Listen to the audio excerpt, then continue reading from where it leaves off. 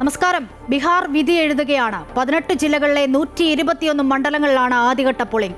Vote ചോരി ആരോപണം മറുവശത്ത് നിഴലിച്ചു നിൽക്കുന്നു. RJD NDA പോരാട്ടം കടുക്കുമോ? സ്ത്രീപക്ഷ വോട്ടുകൾ ആരുടെ പെട്ടിയിൽ? രാജ്യം ബീഹാറിലേക്ക് ഉറ്റുനോക്കുകയാണ്. ഉച്ചവാർത്തയിലേക്ക് എല്ലാ പ്രിയപ്പെട്ട പ്രേക്ഷകർക്കും സ്വാഗതം. ആദ്യം ഈ മണിക്കൂറിലെ തലക്കെട്ടുകൾ. തിരുവിതാംകൂർ ദേവസ്വം ബോർഡ് പ്രസിഡന്റ് സ്ഥാനത്ത് നിന്നും PS പ്രശാന്തിനെ മാറ്റും. ഭരണസമിതിയുടെ കാലാവധി നീട്ടില്ല. പ്രസിഡന്റ് സ്ഥാനത്തേക്ക് ഹരിപ്പാട് മുൻ MLA TK ദേവകുമാറിന് സാധ്യത. ദേവസ്വം മുൻ പ്രസിഡന്റ് A പത്മകുമാറിനെ ചോദ്യം ചെയ്യാൻ SIT. ദ്വാരപാലക ശില്പങ്ങൾ ചെന്നൈയിലേക്ക് കൊണ്ടുപോയ ബോർഡ് യോഗ തീരുമാനം മിനിറ്റ്സിൽ ഇല്ല. ബോർഡ് സെക്രട്ടറി S ബിന്ദുവിന്റെ വിരമിക്കൽ ആനുകൂല്യം തടഞ്ഞു.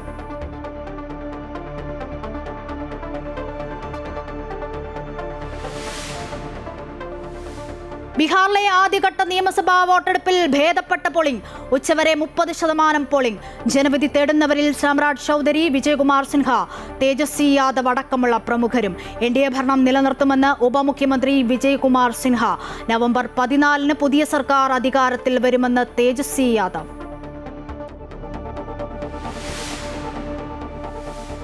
ഹരിയാനയിൽ വോട്ട് തട്ടിപ്പിന് ഉപയോഗിച്ച ഫോട്ടോ തന്റേതെന്ന് ബ്രസീലിയൻ മോഡൽ ലാരിസ. തന്റെ ചിത്രം വോട്ട് തട്ടിപ്പിന് ഉപയോഗിച്ചത് പരിഹാസ്യമെന്നും ലാരിസ. രാഹുൽ ഗാന്ധി വോട്ട് ചോരിയിൽ പരാമർശിച്ച സ്വീറ്റി താൻ യഥാർത്ഥ വോട്ടറെന്ന ദേശീയ മാധ്യമത്തോട്. ആരോപണത്തിൽ തെരഞ്ഞെടുപ്പ് കമ്മീഷൻ മറുപടി പറയണമെന്ന് MA ബേബി. തെരഞ്ഞെടുപ്പ് കമ്മീഷന്റെ വിശദീകരണം ഇന്നുണ്ടായേക്കും.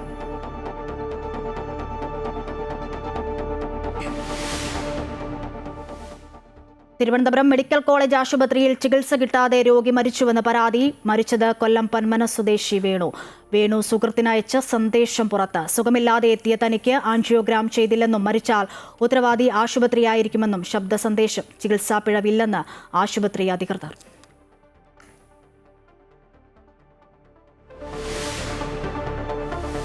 വിയൂർ ജയിലിൽ എത്തിക്കുന്നതിനിടെ തമിഴ്നാട് പോലീസ് കസ്റ്റഡിയിൽ നിന്നും കുപ്രസിദ്ധ മോഷ്ടാവ് ബാലമുരുകൻ രക്ഷപ്പെട്ടതിൽ നടപടി.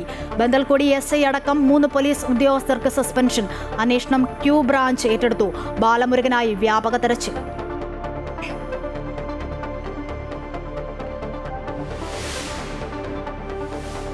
ഇന്ത്യ-ഓസ്ട്രേലിയ 4ാം T20 മത്സരം അല്പസമയത്തിനകം കരാറയിൽ. 5 മത്സരങ്ങളുടെ പരമ്പരയിൽ ഇരു ടീമിനും ഓരോ ജയം.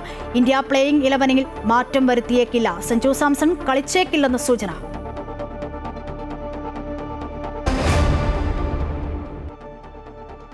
വാർത്തകൾ വിശദമായി സമഗ്രമായി നോക്കാം. ശബരിമല ദേവസ്വം ബോർഡിന്റെ കാലാവധി നീട്ടില്ല. പുതിയ ഭരണസമിതി നിലവിൽ വരും. പ്രസിഡന്റ് സ്ഥാനത്തേക്ക് TK ദേവകുമാറിന്റെയും A സമ്പത്തിന്റെയും പേരുകൾ പരിഗണനയിലുണ്ട്. തീരുമാനം നാളെ ചേരുന്ന CPM സംസ്ഥാന സെക്രട്ടേറിയറ്റിലുണ്ടാകും.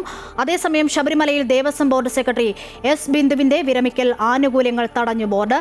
2025-ൽ ദ്വാരപാലക ശില്പങ്ങൾ ചെന്നൈയിലേക്ക് കൊണ്ടുപോയ ബോർഡ് യോഗ തീരുമാനം മിനിറ്റ്സ് രേഖ ആക്കാത്തതിലാണ് നടപടി. അതേസമയം സ്വർണ്ണക്കൊള്ളയിൽ തിരുവിതാംകൂർ ദേവസ്വം ബോർഡ് മുൻ പ്രസിഡന്റ് A പത്മകുമാറിനെ പ്രത്യേക അന്വേഷണ സംഘം ചോദ്യം ചെയ്യും. തിരുവനന്തപുരത്തെത്താൻ SIT ആവശ്യപ്പെട്ടെങ്കിലും വ്യക്തിപരമായ അസൗകര്യം മുൻനിർത്തി പത്മകുമാർ 2 ദിവസത്തെ സാവകാശം തേടിയിട്ടുണ്ട്. വിവരങ്ങളുമായി രജിത് കുമാർ ചേരുന്നുണ്ട് തിരുവനന്തപുരത്തു നിന്നും. രജിത്ത്, നിർണായക തീരുമാനങ്ങളാണ് പുറത്തുവരുന്നത്. ഭരണസമിതി നീട്ടരുതെന്ന് പ്രതിപക്ഷം നേരത്തെ ആവശ്യപ്പെട്ടിട്ടുണ്ടായിരുന്നു. ഈ കാലാവധി നീട്ടാനുള്ള ഓർഡിനൻസിൽ ഗവർണർ ഒപ്പിടരുത് എന്ന് ആവശ്യപ്പെടുമെന്ന് BJPയും വ്യക്തമാക്കിയിരുന്നു. പിന്നാലെയാണ് ഈ തീരുമാനം എന്നത് ശ്രദ്ധേയമാണ്. ഒപ്പം പത്മകുമാറിനെ SIT ചോദ്യം ചെയ്യുമെന്നാണ് മനസ്സിലാക്കാൻ കഴിയുന്നത്. 2 ദിവസത്തെ സാവകാശമൊക്കെ പത്മകുമാർ തേടിയിട്ടുമുണ്ടല്ലോ. വിവരങ്ങൾ എന്താണ്?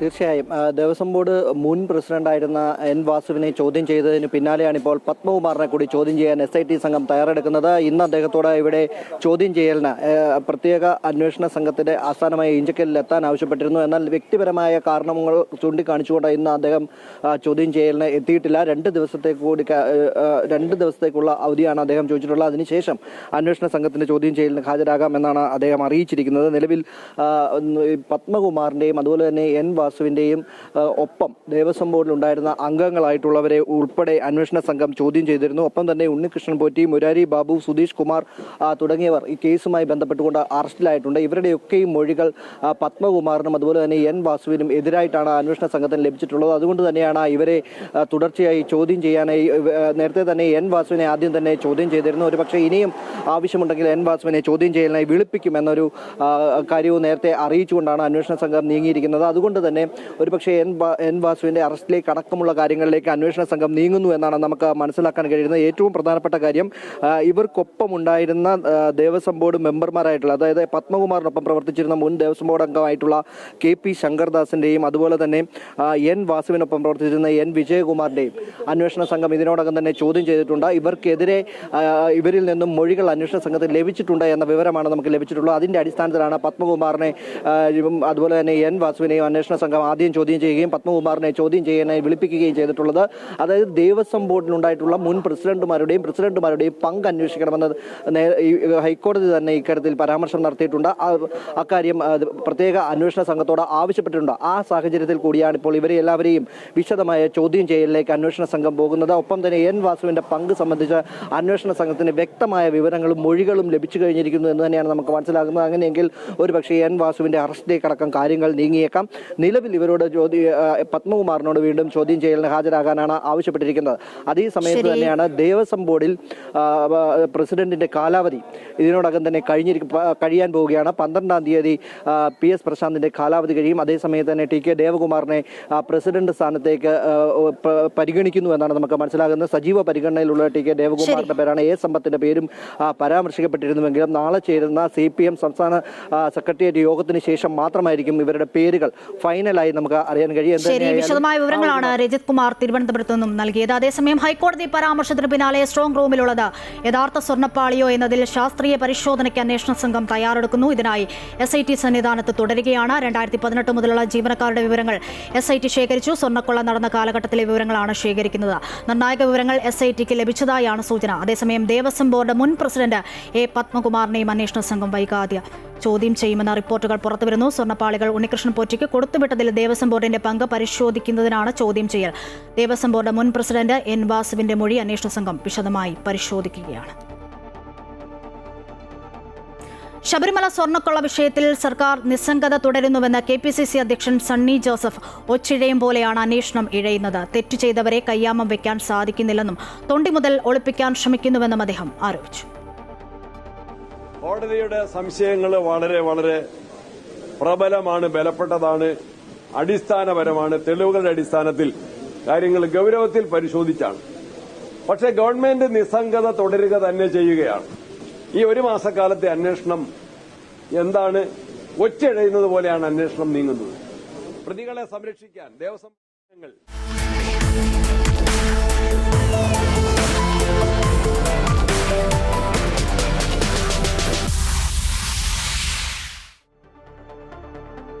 ബീഹാർ നിയമസഭാ തെരഞ്ഞെടുപ്പിന്റെ ആദ്യഘട്ട വോട്ടെടുപ്പ് പുരോഗമിക്കുന്നു. 18 ജില്ലകളിലെ 121 മണ്ഡലങ്ങളിലായി 3.75 കോടി വോട്ടർമാരാണ് വിധി എഴുതുന്നത്. ബീഹാർ ഉപമുഖ്യമന്ത്രിമാരായ സാമ്രാജ് ചൌധരി, വിജയ്കുമാർ സിൻഹ, പ്രതിപക്ഷ നേതാവ് തേജസ്വി യാദവ് തുടങ്ങിയ പ്രമുഖരടക്കം 1314 സ്ഥാനാർത്ഥികളാണ് മത്സര രംഗത്തുള്ളത്.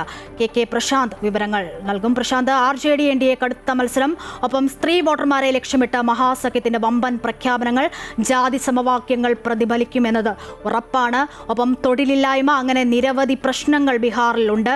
ജനങ്ങൾ മാറി ചിന്തിക്കുമോ പ്രശാന്ത്? ഒപ്പം പോളിംഗ് എങ്ങനെ പുരോഗമിക്കും?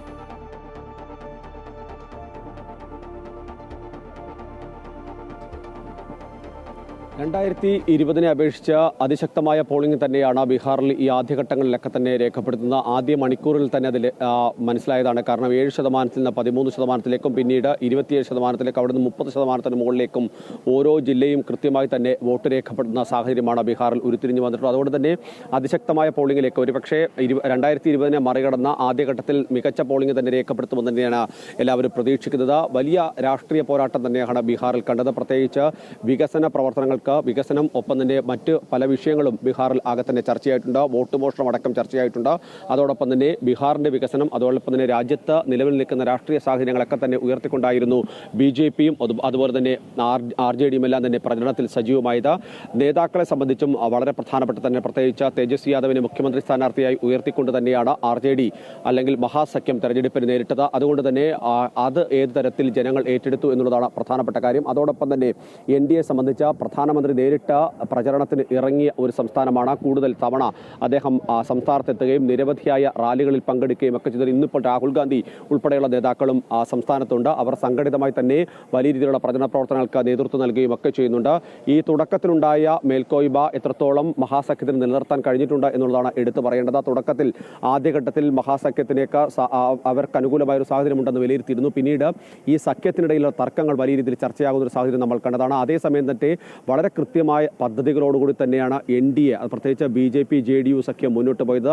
വളരെ കൃത്യമായി സ്ഥാനാർത്ഥികളെ പ്രഖ്യാപിക്കുന്നു, പ്രചരണം കൃത്യമായി തന്നെ മുന്നോട്ട് കൊണ്ടുവന്നു. അങ്ങനെ എല്ലാ തരത്തിലും മുന്നോട്ട് പോകാൻ തന്നെ NDAക്ക് കഴിഞ്ഞു എന്ന് തന്നെ അവർ വിലയിരുത്തുന്നു. അതുകൊണ്ട് വലിയ ആത്മവിശ്വാസമാണ് അവർ പ്രകടിപ്പിക്കുകയും ചെയ്യുന്നത്. എന്ത് സംഭവിച്ചാലും ഭരണം പോകില്ല, തുടർഭരണം ഉണ്ടാകും എന്ന് തന്നെയാണ് NDAക്ക് പ്രതീക്ഷ വെക്കുന്നത്. അതേസമയം തന്നെ പുതിയ യുവ വോട്ടർമാരിലാണ് RJDയുടെ പ്രതീക്ഷ മുഴുവൻ. വനിതകളും ഒപ്പം നിന്ന് കഴിഞ്ഞാൽ സുഖമായി തന്നെ ജയിച്ചു കയറാമെന്ന് അവർ പ്രതീക്ഷ വെക്കുകയും ചെയ്യുന്നു. ഏതായാലും ഈ പോളിംഗ് ശതമാനം വലിയ ആശ്വാസം തന്നെയാണ്. പക്ഷേ ഈ പ്രധാനപ്പെട്ട കാര്യം 2020 കണക്കിലേക്ക് എത്തുമ്പോൾ തന്നെ ആദ്യഘട്ടത്തിൽ RJDക്ക് വ്യക്തമായ മേധാവിത്വം ലഭിച്ച ഒരു സ്ഥലമാണ് ഈ ഒന്നാം ഘട്ടം എന്നുള്ളതാണ്. ഒന്നാം ഘട്ടം തെരഞ്ഞെടുപ്പ് നടക്കുന്ന സ്ഥലങ്ങൾ എന്നുള്ളത് കൂടി എടുത്തു പറയേണ്ടതാണ്. പക്ഷേ അതിനെയൊക്കെ മറികടക്കാൻ കഴിയുമെന്നൊരു ആത്മവിശ്വാസം NDA ക്യാമ്പിന് ഉണ്ട്. അശ്വതി, അതുതന്നെയാണ് AK പ്രശാന്താണ് വിവരങ്ങൾ നൽകിയത്. ബീഹാർ നിയമസഭാ തെരഞ്ഞെടുപ്പിന്റെ ആദ്യഘട്ട വോട്ടെടുപ്പ് പുരോഗമിക്കുന്നു. മികച്ച പോളിംഗാണ് ഇതുവരെ രേഖപ്പെടുത്തിയത്. വിവരങ്ങളാണ് KK പ്രശാന്ത് നൽകിയത്. മറ്റു വാർത്തയിലേക്ക്. ബീഹാറിൽ NDA ഭരണം നിലനിർത്തുമെന്ന് ഉപമുഖ്യമന്ത്രി വിജയ് കുമാർ സിൻഹ. സഹതാപ രാഷ്ട്രീയമാണ് രാഹുൽ ഗാന്ധിയും തേജസ്വിയും മുന്നോട്ട് വയ്ക്കുന്നത്. ജനങ്ങൾ അത് തള്ളിക്കളയും. വ്യക്തിത്വം തന്നെ ഇല്ലാതായ നേതാക്കളാണ് ഇരുവരും. പാരമ്പര്യ നേട്ടങ്ങൾ മാത്രമാണ് ഇരുവർക്കും അവകാശപ്പെടാൻ ഉള്ളതെന്നും അദ്ദേഹം ആരോപിച്ചു. നവംബർ 14 പുതിയ സർക്കാർ അധികാരത്തിൽ വരുമെന്ന് തേജസ്വി യാദവ്. പുതിയ ബീഹാറും പുതിയ സർക്കാരും ഉണ്ടാകുമെന്നും അദ്ദേഹം പറഞ്ഞു. ഭാവിക്കും ജോലിക്കും വേണ്ടി വോട്ട് ചെയ്യാനും തേജസ്വി യാദവ് ആഹ്വാനം ചെയ്തു. ഹരിയാനയിൽ വോട്ട് മോഷണം നടന്നുവെന്ന രാഹുൽ ഗാന്ധിയുടെ ആരോപണത്തെ ചൊല്ലി BJP കോൺഗ്രസ് വാക്പോര് ശക്തം. തെളിവുണ്ടെങ്കിൽ കോടതിയെ സമീപിക്കാൻ BJP നേതാക്കൾ പറയുന്നു. അതേസമയം കാര്യങ്ങൾ ജനങ്ങൾക്ക് ബോധ്യപ്പെടാനാണ് അവതരിപ്പിക്കുന്നത് എന്നതാണ് കോൺഗ്രസിന്റെ മറുപടി. അതിനിടെ രാഹുൽ ഗാന്ധി പുറത്തുവിട്ട ഫോട്ടോ തന്റേതാണെന്ന് ചൂണ്ടിക്കാട്ടി ബ്രസീലിയൻ മോഡൽ ലാരിസ രംഗത്തെത്തി. തന്റെ ചിത്രം ഇന്ത്യയിൽ തെരഞ്ഞെടുപ്പിന് ഉപയോഗിച്ചത് പരിഹാസ്യമെന്ന് ലാരിസ പ്രതികരിച്ചു. ഫോട്ടോ മാറിയതാണെന്നും വോട്ട് ചെയ്തത് തങ്ങൾ തന്നെയെന്നും വ്യക്തമാക്കി ഹരിയാനയിൽ നിന്നുമുള്ള വനിതാ വോട്ടർമാരും രംഗത്തെത്തി. 25 ലക്ഷം വോട്ടിന്റെ ക്രമക്കേട് ഹരിയാനയിൽ നടന്നു എന്നായിരുന്നു രാഹുൽ ഗാന്ധിയുടെ ആരോപണം. ബ്രസീലിയൻ മോഡലിന്റെ ചിത്രം ഉപയോഗിച്ച് 22 വോട്ടുകൾ വരെ ചെയ്തുവെന്ന് രാഹുൽ ഗാന്ധി ദൃശ്യങ്ങൾ പുറത്തുവിട്ട് ആരോപിച്ചിരുന്നു. എന്നാൽ ഇക്കാര്യത്തിൽ വിശദീകരണവുമായി ബ്രസീലിയൻ മോഡൽ തന്നെ ഇപ്പോൾ രംഗത്തെത്തി. ഹരിയാനയിൽ വോട്ട് തട്ടിപ്പിന് ഉപയോഗിച്ച ഫോട്ടോ തന്റേതെന്ന് ബ്രസീലിയൻ മോഡൽ ലാരിസ. ഇതെന്ത് ഭ്രാന്തെന്നും തന്റെ ചിത്രം വോട്ട് തട്ടിപ്പിന് ഉപയോഗിച്ചത് പരിഹാസ്യമെന്നും ലാരിസ പറയുന്നു. തന്റെ പഴയ ചിത്രമാണ് ഉപയോഗിച്ചതെന്നും ലാരിസ വ്യക്തമാക്കി. Querendo conversar comigo pra entrevista, eu não respondi. Falei pra Tatá não passar meu número e tal. O cara achou meu Instagram. ഇതിനിടയിൽ ഫോട്ടോകൾ മാറിയതാണെന്നും വോട്ട് ചെയ്തവർ യഥാർത്ഥ ആളുകൾ തന്നെയാണെന്നുമുള്ള ചില വിവരങ്ങളും പുറത്തുവരുന്നുണ്ട്. ലാരിസയുടെ ഫോട്ടോ മാറി വന്നതാണെന്നും പിന്നീട് അത് തിരുത്തി തന്റെ തിരിച്ചറിയൽ രേഖ ഉപയോഗിച്ച് വോട്ട് ചെയ്തുവെന്ന് ഹരിയാനയിൽ നിന്നുള്ള പിങ്കി ജുഗീന്ദർ കൗശിക് ദേശീയ മാധ്യമത്തോട് പറഞ്ഞു. ഫോട്ടോ മാറിയത് BLOമാരുടെ പിശകാണെന്നും അതിന് വോട്ടർമാർ എന്ത് പിഴച്ചുവെന്നും പിങ്കി ചോദിക്കുന്നുണ്ട്. ഇതിനു പുറമെ രാഹുൽ ഗാന്ധി പരാമർശിച്ച സ്വീറ്റി യഥാർത്ഥ വോട്ടർ എന്ന റിപ്പോർട്ട് കൂടി പുറത്തുവരുന്നുണ്ട്. 2012 കിട്ടിയ തിരിച്ചറിയൽ കാർഡ് ഉപയോഗിച്ച് വോട്ട് ചെയ്തുവെന്ന് സ്വീറ്റി ഒരു ദേശീയ മാധ്യമത്തോട് വ്യക്തമാക്കി. വോട്ടർ പട്ടികയിൽ ബ്രസീലിയൻ മോഡലിന്റെ ചിത്രം വന്നത് എങ്ങനെയെന്ന് അറിയില്ല എന്നും സ്വീറ്റി പ്രതികരിച്ചു. അതേസമയം വിഷയത്തിൽ കോൺഗ്രസ് BJP പോര് ശക്തമാകുകയാണ്. തെളിവുകളുണ്ടെങ്കിൽ രാഹുൽ കോടതിയിൽ പോകാൻ കേന്ദ്രമന്ത്രി ചിരാഗ് പാസ്വാൻ ആവശ്യപ്പെട്ടു. मुझे लगता है कि अगर इनके पास इतना ही इनको विश्वास है अपनी जानकारी के ऊपर तो इनको कोर्ट का रास्ता अपनाना चाहिए, न्यायालय में जरूर जाना चाहिए. അതേസമയം കാര്യങ്ങൾ ജനങ്ങൾക്ക് ബോധ്യപ്പെടാനാണ് ഇങ്ങനെ അവതരിപ്പിക്കുന്നത് എന്നാണ് കോൺഗ്രസിന്റെ പ്രതികരണം. എന്തായാലും വിഷയം ബീഹാറിലെ ജനങ്ങൾ ഏറ്റെടുത്തോ എന്നറിയാൻ 14 വരെ കാത്തിരിക്കണം. അമൃത ന്യൂസ്, ന്യൂഡൽഹി. രാജ്യത്തെ വോട്ടർ പട്ടികയിലെ ഗുരുതരമായ ക്രമക്കേടുകൾ രാഹുൽ ഗാന്ധി തെരഞ്ഞെടുപ്പ് കമ്മീഷന്റെയും ജനങ്ങളുടെയും പാർലമെന്റിന്റെയും മുൻപിൽ തുറന്നു കാട്ടുകയാണെന്ന് KPCC അധ്യക്ഷൻ സണ്ണി ജോസഫ്. ഓരോ വാർത്താസമ്മേളനത്തിലും പുതിയ തെളിവുകളാണ് രാഹുൽ ഗാന്ധി പുറത്തു കൊണ്ടുവരുന്നത്. ഹരിയാനയിലെ തെരഞ്ഞെടുപ്പിൽ യഥാർത്ഥ ജനവിധി കോൺഗ്രസിനൊപ്പമായിരുന്നു എന്ന വസ്തുത രാഹുൽ ഗാന്ധി തുറന്നു കാട്ടിയെന്നും അദ്ദേഹം പറഞ്ഞു. ജനാധിപത്യ പ്രക്രിയയുടെയും പരമപ്രധാനമായ വോട്ടവകാശം സംരക്ഷിക്കുന്നതിന് വേണ്ടിയുള്ള ജനങ്ങളുടെ പോരാട്ടത്തിനാണ് പ്രതിപക്ഷ നേതാവ് ബഹുമാനനും പ്രിയങ്കരനുമായ രാഹുൽ ഗാന്ധി നേതൃത്വം നൽകുന്നത്. അതിന് എല്ലാ പിന്തുണയും കേരളത്തിൽ നിന്ന് നൽകുന്നുണ്ട്. രാഹുൽ ഗാന്ധിയുടെ വോട്ട് ചോരി ആരോപണത്തിൽ തെരഞ്ഞെടുപ്പ് കമ്മീഷൻ മറുപടി പറയണമെന്ന് CPM അഖിലേന്ത്യാ general secretary MA baby. BJP മുന്നണിക്ക് വേണ്ടി തെരഞ്ഞെടുപ്പ് കമ്മീഷൻ ഇടപെടുന്നതിൽ ബീഹാർ ജനതയ്ക്ക് അതൃപ്തിയുണ്ട്. വോട്ട് മോഷണത്തിനെതിരെ സംസ്ഥാനത്ത് ജനവിധി ഉണ്ടാകുമെന്നും MA ബേബി പറഞ്ഞു. ബീഹാർ ഇലക്ഷൻ കൂടി നിയമസഭാ ഇലക്ഷൻ കൂടി മുൻകൂട്ടി കണ്ടുകൊണ്ടാണ് ഈ SIR special intensive revision of voters list election commission ആരംഭിച്ചത്. അത് വളരെ സംശയാസ്പദമാണ്. അപ്പോൾ അതിൻ്റെ ആഘാതം എങ്ങനെയുണ്ട്? അത്തരത്തിൽ തെരഞ്ഞെടുപ്പിൽ BJPക്കും അവിടുത്തെ BJPയും JDUവും ചേർന്നിട്ടുള്ള മുന്നണിക്കും വേണ്ടി ഇലക്ഷൻ കമ്മീഷൻ നിഷ്പക്ഷത ഉപേക്ഷിച്ച് പക്ഷപാതപരമായി ഇടപെടുന്നു എന്നുള്ളതിൽ കൂടി ബീഹാറിലെ വോട്ടർമാർക്ക് പ്രതിഷേധമുണ്ട്. രാഹുൽ ഗാന്ധിയുടെ വോട്ട് ചോരി ആരോപണത്തിൽ രാഹുൽ ഗാന്ധിയെ പരിഹസിച്ച BJP നേതാവ് B ഗോപാലകൃഷ്ണൻ രാഹുൽ ഗാന്ധിയുടെ സഹതാപം മാത്രമെന്ന് ഗോപാലകൃഷ്ണൻ പ്രതികരിച്ചു. ബിഗ് സ്ക്രീനിലോ ഏത് സ്ക്രീനിലോ വേണമെങ്കിലും കാണിക്കട്ടെ എന്നും പരിഹാസം. രാഹുലിന്റെ ആരോപണങ്ങളോട് പറയാനുള്ളത് നോ കമന്റ്സ് മാത്രമെന്നും B ഗോപാലകൃഷ്ണൻ തൃശൂരിൽ പറഞ്ഞു. പഴയ ഒരു പ്രസ്താവനയ്ക്ക് ഉയർത്തിയിട്ടാണ് രാഹുൽ പറഞ്ഞത്. എന്താ അതിന്റെ ഒരു പ്രതികരണം? രാഹുൽ ഗാന്ധിയോട് സഹതാപം മാത്രമല്ലേ. ഇപ്പോൾ വരുന്ന ഒരു വാർത്തയിലേക്ക്. ചികിത്സ കിട്ടാതെ രോഗി മരിച്ച സംഭവത്തിൽ തിരുവനന്തപുരം മെഡിക്കൽ കോളേജ് ആശുപത്രിക്ക് മുൻപിൽ യൂത്ത് കോൺഗ്രസിന്റെ പ്രതിഷേധം നടക്കുകയാണ്.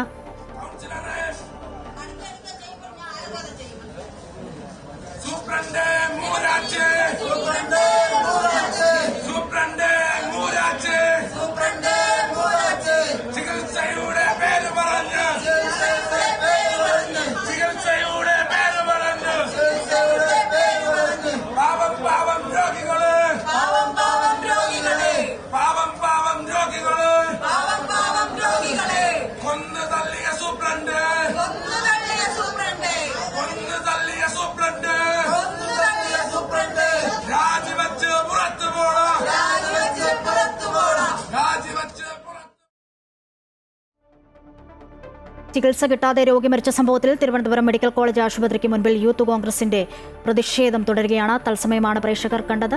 നേരത്തെ സൂചിപ്പിച്ച പോലെ തന്നെ തിരുവനന്തപുരം മെഡിക്കൽ കോളേജ് ആശുപത്രിയിൽ ചികിത്സ കിട്ടാതെ രോഗി മരിച്ചുവെന്ന പരാതി. മരിച്ചത് കൊല്ലം പന്മന സ്വദേശി വേണുവാണ്. മരിക്കുന്നതിന് മുൻപ് വേണു സുഹൃത്തിനയച്ച സന്ദേശം പുറത്തുവന്നു.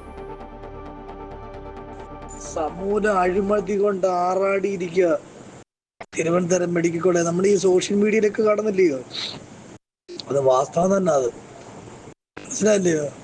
കണ്ണൂര് ഒരു ഹോസ്പിറ്റലിനകത്ത് കയറി ഒരു ഡോക്ടറെയും 12 സിസ്റ്ററേയും കയറി കൈകാര്യം ചെയ്തില്ലേ ഒരു പിതാവ്. അതൊക്കെ അവനവന്റെ മാനസിക ധർമ്മത്തിനനുസരിച്ച് ചെയ്തു പോകുന്നത്. അത് കറക്റ്റാ. അത് വിവരങ്ങൾ കൊല്ലത്തുനിന്നും സുധീഷ് നൽകും. സുധീഷ്, ഈ ശബ്ദ സന്ദേശത്തിൽ കേട്ട പോലെ തന്നെ സുഖമില്ലാതെ എത്തിയ തനിക്ക് ആൻജിയോഗ്രാം ചെയ്തില്ലെന്നും താൻ മരിച്ചാൽ ഉത്തരവാദി ആശുപത്രി ആയിരിക്കുമെന്നുമാണ് ഈ ശബ്ദ സന്ദേശത്തിൽ ഉള്ളത്. ആശുപത്രിയുടെ അനാസ്ഥ തുറന്നു കാട്ടുന്നതാണല്ലോ ഈ ശബ്ദ സന്ദേശം. കുടുംബം എന്താണ് ആരോപിക്കുന്നത് സുധീഷ്?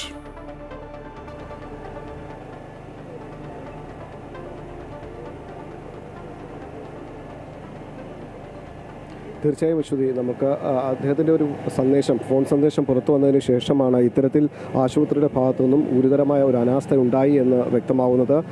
അതിനെ തുടർന്നാണ് ഇപ്പോൾ കുടുംബം ആ ഒരു നിലപാടിൽ നിയമ പോരാട്ടങ്ങൾ മറ്റുമൊക്കെ നടത്താനുള്ള ഒരു തയ്യാറെടുപ്പിലാണ്. എന്തായാലും ഈ ഒരു സംഭവത്തെക്കുറിച്ച് മുഖ്യമന്ത്രിക്കും ആരോഗ്യവകുപ്പ് മന്ത്രിക്കും ഒക്കെ പരാതി നൽകാൻ ഇപ്പോൾ അദ്ദേഹത്തിൻ്റെ ഭാര്യയും സഹോദരങ്ങളും തീരുമാനിച്ചിട്ടുണ്ട്. നിലവിൽ ഇപ്പോൾ അത്തരത്തിലുള്ള പരാതികൾ ഇമെയിൽ പരാതിയായി അവർ അയച്ചു കഴിഞ്ഞു. നിരന്തരം ഇപ്പോൾ ഇതുമായി ബന്ധപ്പെട്ടുള്ള പ്രതിഷേധ പരിപാടികളും ഇപ്പോൾ വിവിധ രാഷ്ട്രീയ പ്രസ്ഥാനങ്ങളുടെ നേതൃത്വത്തിൽ ഇപ്പോൾ ഈ പ്രദേശത്ത് നടക്കുന്നുണ്ട്. ഞാനിപ്പോൾ ഉള്ളത് ഈ മരണപ്പെട്ട വേണുവിൻ്റെ വീട്ടിലാണ്. അദ്ദേഹത്തിന് ഒരു ചെറിയ വീടും ആണുള്ളത്. 3 സെൻറ്റിൽ മാത്രം നിൽക്കുന്ന ഒരു വീട്. ഈ വീട്ടിലിപ്പോൾ അദ്ദേഹത്തിന് അന്ത്യകർമ്മങ്ങൾക്കായുള്ള ഒരുക്കങ്ങൾ പൂർത്തിയായി വരികയാണ്. 2 മക്കളാണുള്ളത്, 2 പെൺകുട്ടികളാണ്. അവർ വിദ്യാഭ്യാസം ചെയ്തുകൊണ്ടിരിക്കുന്നു.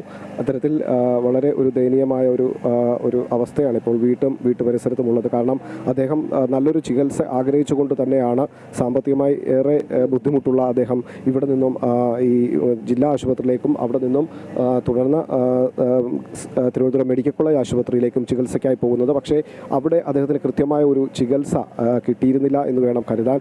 ആ തരത്തിലുള്ള പരാതികൾ മരിക്കുന്നതിന് മണിക്കൂറുകൾക്ക് മുമ്പാണ് അദ്ദേഹം ഇത്തരത്തിലൊരു ഫോൺ സന്ദേശം അദ്ദേഹത്തിൻ്റെ സുഹൃത്തിന് അയക്കുന്നത്. ആ ഒരു ഫോൺ സന്ദേശത്തിൽ നിന്നാണ് ഇത്രയും ഗുരുതരമായ ഒരു അനാസ്ഥ തിരുവനന്തപുരം മെഡിക്കൽ കോളേജിൻ്റെ ഭാഗത്തുനിന്ന് ഉണ്ടായി എന്നൊരു കാര്യം വ്യക്തമാവുന്നത്. ഇദ്ദേഹത്തിൻ്റെ ഭാര്യയും നമ്മളോട് അല്പം മുമ്പ് സംസാരിച്ചിരുന്നു. അവർ പങ്കുവച്ച വിവരങ്ങൾ അനുസരിച്ചാണെങ്കിലും ഇത്തരത്തിൽ ഒരു അനാസ്ഥ ആശുപത്രിയുടെ ഭാഗത്തുനിന്ന് ഉണ്ടായിട്ടുണ്ട്. ഡോക്ടർമാരുടെ ഭാഗത്തുനിന്നും അല്ലെങ്കിൽ അവിടെ ഉണ്ടായിരുന്ന മറ്റ് നഴ്സിംഗ് അസിസ്റ്റന്റുമാരുടെ ഭാഗത്തുനിന്നും ഒക്കെ ഉണ്ടായി. കാരണം ഇദ്ദേഹത്തിന് അതിഭയങ്കരമായ വേദന അനുഭവപ്പെടുന്നു എന്ന് പറഞ്ഞുകൊണ്ട് ഭാര്യ ഡോക്ടറെയൊക്കെ കാണാൻ ശ്രമിച്ചിരുന്നു. പക്ഷേ അവർ ചികിത്സിക്കാൻ തയ്യാറായില്ല എന്നൊരു പരാതി ഇപ്പോൾ ഇദ്ദേഹത്തിൻ്റെ ഭാര്യയെ നമ്മളോട് പങ്കുവയ്ക്കുന്നുണ്ട്. ഏതായാലും വൈകുന്നേരം 3 മണിയോട് കൂടിയാണ് ഇദ്ദേഹത്തിൻ്റെ സംസ്കാര ചടങ്ങുകൾ വീട്ടുവളപ്പിൽ നടക്കുക. കുടുംബം ഇപ്പോൾ നിയമ പോരാട്ടത്തിലാണ്, അതിനായി ഇറങ്ങിക്കഴിഞ്ഞു. എന്തായാലും കൃത്യമായൊരു നടപടി ആശുപത്രിക്ക് എതിരെയും അല്ലെങ്കിൽ ഇദ്ദേഹത്തിന് ചികിത്സ കിട്ടാത്തവർക്കെതിരെയും. ശരി സുധീഷ്, ഒക്ടോബർ 31 എത്തിയ രോഗിക്ക് 5 ദിവസം കിടന്നിട്ടും ആൻജിയോഗ്രാം ചെയ്തില്ലെന്നാണ് കുടുംബം ആരോപിക്കുന്നത്. ഡോക്ടർ കുറിച്ച മരുന്നുകൾ ആശുപത്രിയിൽ ഇല്ലെന്ന് നേഴ്സ് മറുപടി നൽകിയതായും ഭാര്യ സിന്ധു ആരോപിക്കുന്നുണ്ട്. വിഷയത്തിൽ യൂത്ത് കോൺഗ്രസിന്റെ പ്രതിഷേധവും തുടരുകയാണ്. വിവരങ്ങളാണ് സുധീഷ് നൽകിയത്.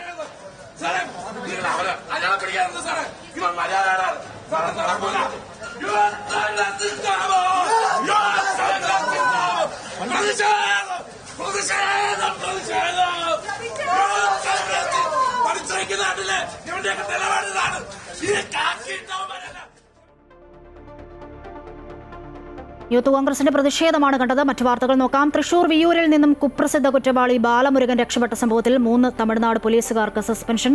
വെന്തൽഗുഡി SI നാഗരാജനടക്കം 3 പേർക്കെതിരെയാണ് നടപടി. പ്രതിയെ കണ്ടെത്താൻ ക്യൂബ്രാഞ്ചിനെ ചുമതലപ്പെടുത്തി.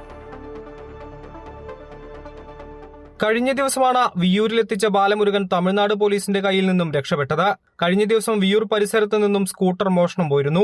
ബാലമുരുകൻ സ്കൂട്ടർ മോഷ്ടിച്ച് രക്ഷപ്പെട്ടതായാണ് പോലീസ് നിഗമനം. വിയ്യൂരിലും പരിസര പ്രദേശങ്ങളിലും കഴിഞ്ഞ ദിവസം പോലീസ് പരിശോധന നടത്തി. CCTV ദൃശ്യങ്ങൾ കേന്ദ്രീകരിച്ചും പരിശോധനയുണ്ടായിരുന്നു. ബാലമുരുകൻ തമിഴ്നാട്ടിൽ എത്തിച്ചേരാൻ സാധ്യതയുണ്ടെന്നാണ് പോലീസ് നിഗമനം. കേരള പോലീസ് സംഘം അന്വേഷണത്തിനായി കഴിഞ്ഞ ദിവസം തമിഴ്നാട്ടിലെത്തിയിട്ടുണ്ട്. തമിഴ്നാട് പോലീസിന്റെ സുരക്ഷാ വീഴ്ചയാണ് ബാലമുരുകൻ രക്ഷപ്പെടാൻ കാരണമെന്നാണ് പ്രാഥമികമായി കണ്ടെത്തിയിരിക്കുന്നത്. അന്വേഷണ വിധേയമായാണ് തമിഴ്നാട് പോലീസുകാർക്കെതിരെ നടപടി സ്വീകരിച്ചിട്ടുള്ളത്. ബന്തൽഗുഡി SI നാഗരാജനടക്കം 3 പേരെയാണ് സസ്പെൻഡ് ചെയ്തിരിക്കുന്നത്. പ്രതിയെ രക്ഷപ്പെടാൻ പോലീസ് സഹായിച്ചോ എന്നും അന്വേഷിച്ചു വരികയാണ്. അമൃത ന്യൂസ്, തൃശൂർ.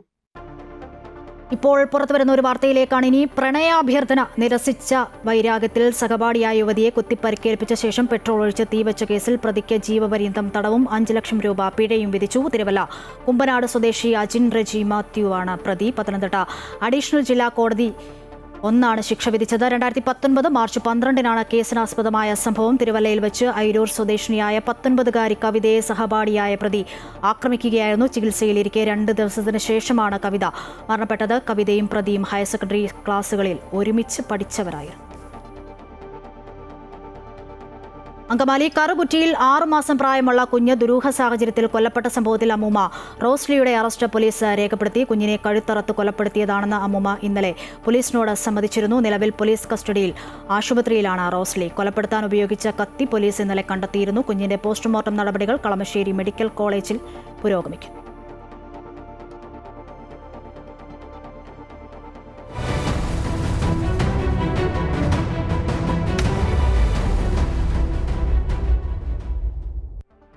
സംസ്ഥാനത്ത് തദ്ദേശ തെരഞ്ഞെടുപ്പ് അടുത്തിരിക്കെ SIRൽ സുപ്രീം കോടതിയെ സമീപിക്കും മുൻപ് നിയമോപദേശം തേടാനൊരുങ്ങി സർക്കാർ. അതേസമയം സംസ്ഥാനത്ത് തീവ്ര വോട്ടർ പട്ടിക പരിഷ്കരണ നടപടിക്രമങ്ങൾ വേഗത്തിലാക്കാനാണ് തെരഞ്ഞെടുപ്പ് കമ്മീഷന്റെ തീരുമാനം.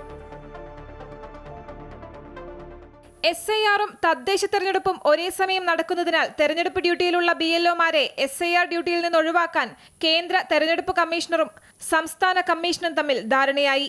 ഇവർക്ക് പകരമായി അങ്കണവാടി വർക്കർമാരെ നിയോഗിക്കാനാണ് കളക്ടർമാരുടെ തീരുമാനം. തദ്ദേശ തെരഞ്ഞെടുപ്പ് ജോലി ഉടനില്ലാത്ത BLOമാർ SIR ഡ്യൂട്ടി തുടരണം. തെരഞ്ഞെടുപ്പ് പ്രഖ്യാപനം അടുത്തിരിക്കുന്ന സാഹചര്യത്തിൽ എത്രയും വേഗം ഫോമുകൾ വിതരണം ചെയ്യാൻ മുഖ്യ തെരഞ്ഞെടുപ്പ് ഓഫീസർ നിർദ്ദേശം നൽകിയിട്ടുണ്ട്. BLOമാർ രാത്രിയിലും വീടുകൾ സന്ദർശിച്ച് എന്യൂമറേഷൻ ഫോം വിതരണം ചെയ്യും. പകൽ സമയം വീട്ടിലില്ലാത്തവർക്ക് ഇത് സഹായകരമാകും. സംസ്ഥാനത്ത് എന്യൂമറേഷൻ ഫോം വിതരണത്തിന്റെ 2ാം ദിനമായ ബുധനാഴ്ചയും എല്ലാ മേഖലയിൽ നിന്നും വളരെ നല്ല പ്രതികരണമാണ് ലഭിച്ചത്.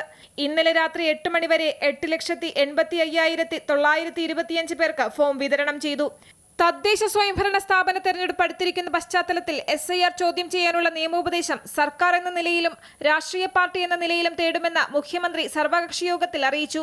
കഴിഞ്ഞ ലോക്സഭാ തെരഞ്ഞെടുപ്പ് സമയത്ത് പുതുക്കിയ വോട്ടർ പട്ടിക നിലവിലിരിക്കെ 2002 പട്ടിക അടിസ്ഥാനമാക്കി തീവ്ര വോട്ടർ പട്ടിക പരിഷ്കരണം നടപ്പാക്കാനുള്ള നീക്കം അശാസ്ത്രീയവും ദുരുദ്ദേശപരവുമാണെന്നാണ് സർക്കാരിന്റെ നിലപാട്.